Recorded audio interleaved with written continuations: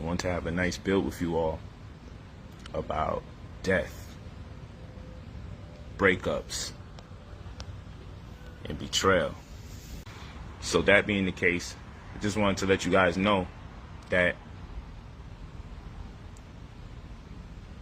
change is inevitable. You know, the only thing constant in this universe, or the one constant thing in this universe you could rely on to be consistent, is in fact change. And in fact, if it doesn't change, it's dead. And if it's dead, it died. And if it died, it was alive. And if it was alive, it's once living. And therefore, it's still part of the process, the inevitable process of change. So yeah, no matter what you're going through, you know, I know it's rough out here. I know what it is to be connected to somebody for so long. It can be what appears to be a short period of time in someone else's opinion, but almost an eternity for you, depending on your connection with that person. It can be extremely difficult to continue doing your work while dealing with that anxiety. You know, so I know a lot of you have loved ones that's sick. I got that going on myself. A lot of you going through breakups. A lot of you going through the betrayal process with people that you feel is close to you. It's part of the universe to see what you could accomplish during heightened times of adversity. It may reek of or smell of the devil, as we would say, right? But figuratively speaking, a lot of times when you conceive that something may be an act of the devil, it can be an undertaking of God. But we misinterpret it because we would like life to be handed to us without worry, without drama, without trauma. But the reality is we become greater only when we're confronted with adversity. And most of us will be consumed by that mire. Most of us will be consumed by the trauma. Most of us will be consumed by depression, consumed by anger, consumed by low emotions. Very few of us have the ability to transcend when met with that adversity, to meet it head on, and or allow those emotions corresponding with the same to subside. And this is some real talk, man, because I know it ain't easy, right? But this shit ain't designed for it to be easy. And every time you're about to make it to the next level, there's something right there that poses as your greatest distraction to stop you from doing that which you were destined to fulfill at your highest level. You're destined to fail and you're destined to succeed. This is what people don't understand. You know, you have several ways that this story could play out, and they're all written. It's a multiverse, it's multidimensional. There's several opportunities for you to thrive in this existence. It's no different from when you go to the sneaker store and you make a choice amongst the choices that have been selected for you. So you, in one sense, you do have free will because you're choosing what you want. In another sense, someone chose amongst the choices you would choose from. So it's 50-50. It's kind of a toss-up, right? And so that's how life is. Your success has many different roads. You could succeed on any of a number of different ways. You could definitely succeed. That's a fact. And you could definitely fail several different ways too. That's a fact. All of it is predestined. So most of us got this idea from TV. There's only one destination, you know, or the religious world will have you think whatever happens to you, that's just exactly the only thing that was the possibility for it to happen. No. You have several possibilities of success and several possibilities of failure and several possibilities of just being right in between. It's all about the decisions we choose to make. And no matter what decision you make, there's always a way to think your way into and think your way out of a scenario. So don't sit there for one moment thinking that, you know what, you can't transcend. Don't sit there thinking for one moment like, damn, I'm so overwhelmed. You know, your woman left you and it's breaking your heart. Someone else is dying. and that got your heart. Maybe you lost your job. Maybe things are a little more perplexing. Maybe your friends betrayed you. Maybe your own sibling betrayed you. I know it's rough out here. I know it's rough. And I know it's difficult. And I know you're going through the struggle. But we got to come up out of that. And it doesn't mean don't bleed. It doesn't mean don't hurt. It doesn't mean don't identify with the pain. In fact, identify with the fact that you're hurting. But the challenge is what's going to make you great, and the challenge is what's going to magnetize you to better people, places, and things. The challenge is what's going to make you persevere. And at the same rate, you got to allow time to make change. Do right by you in this universe. Sometimes it's just a matter of time, and things can't change soon enough because you're hurt. But over time, you heal, and sometimes things work out exactly the way you want in that one situation. And when it does, and if it does, what do you have other than all the left obligations, the obligations you left over there? You wasn't doing nothing, so now you finally get your way, but you've done nothing with your time other than soak and sob, and now you've put yourself at a great compromise in the future. Part of this existence is going through the pain. That's how you know that you're conscious. That's how you know you're aware. You know, the pain is always a reminder. You know, the more you feel, the more you exist. You feel what I'm saying? That feeling is a very, very dangerous sensation if you don't have the knowledge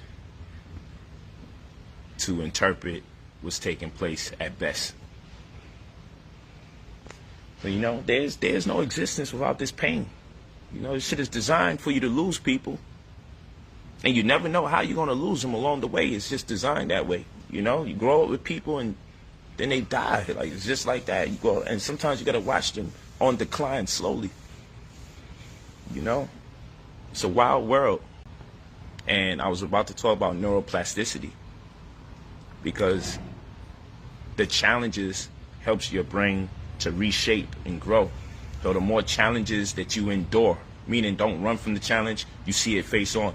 The more we engage the challenge, the more we take on the challenge, the better we are able to thrive now and later on. If you run from the challenge, if you run from the opportunity to face your fears, if you run from the opportunity to just heal, if you don't do the necessary things like meditation, prayer, introspection, contemplation, accountability, just accepting where you're accountable at, accepting that decisions that you may have made may have cost you amazing opportunities with people and things. If you don't come to terms, if you don't conduct the exercises that suffice for you to indulge in order to reshape your mind, then your perception becomes compromised. And that perception I'm talking about is the perception of yourself. And so long as you have a compromised perception of self, and everyone's perception is a hallucination. You know, reality is a hallucination. It's just we accept reality for what it is when we agree with the hallucination. It's a whole nother conversation. But this whole shit is illusory. This whole thing is holographic depictions projected from our DNA. What we see ourselves as and what we see others as is all illusory. You know, the brain takes in data in the form of geometric shapes and light, and that interpretation in turn becomes what you think you're dealing with day to day. So it's not me to tell you you're not who you say you are. No one is who they think they are. This is a fact. You know, we can play a bunch of optical illusion games and we'll realize the assumptions that the brain makes on a day-to-day basis based on its level of anticipation. Right? So like I could do this. I could do this. Listen to that. Listen to that.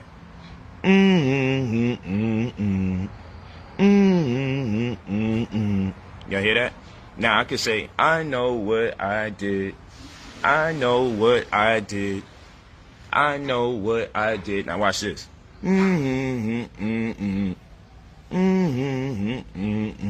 So now you think your brain is saying, oh, he's saying I know what I did.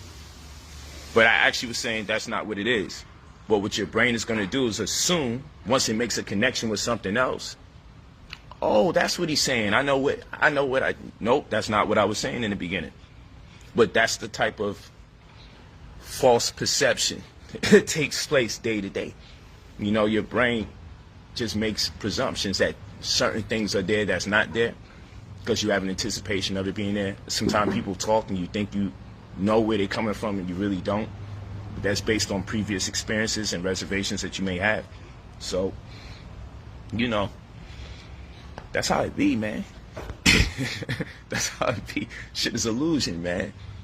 We're not who we think we are. And that's all right. That's all right. We're not who we think we are. So, what do we do about that situation? Well, if we're not who we think we are, and that's a fact, then the only thing that we can do is what? Create who we would like to be amongst the rest of the populace. How about that? So we're not who we think we are. And once you come to terms with the fact that you're not who you think you are, you'll start creating who you will be.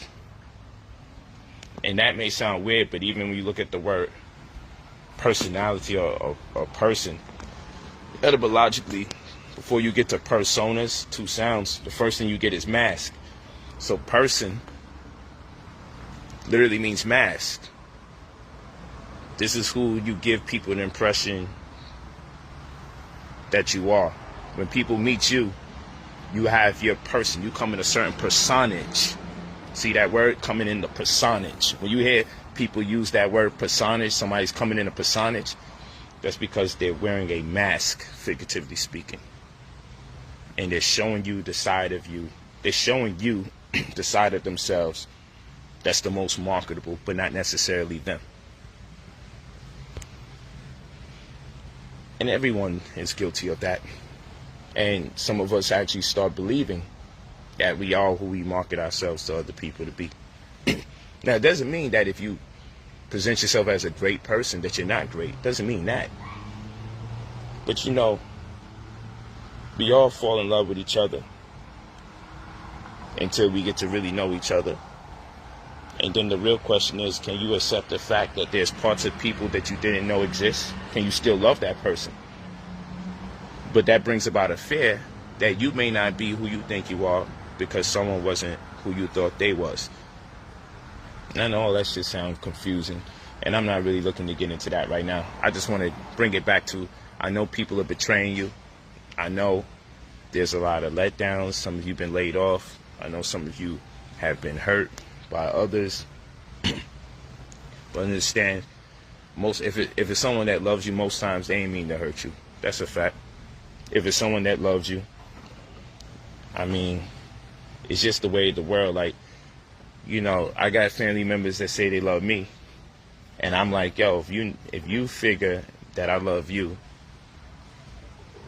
then why don't you eat better so you don't put me in a position where I got to be there for you when cancer plays its toll. I don't want to have to be there for you while you have diabetes. So since you love me, part of you loving me is to make sure you don't put me through that situation, which in turn would represent you loving yourself.